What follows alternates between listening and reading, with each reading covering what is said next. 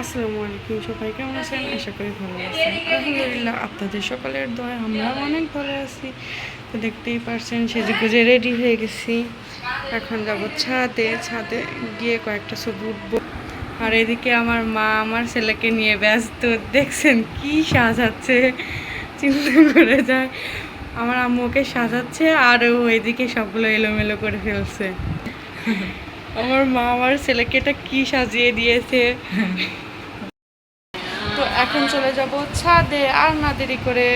এই যে চলে যাচ্ছি আমরা ছাদে।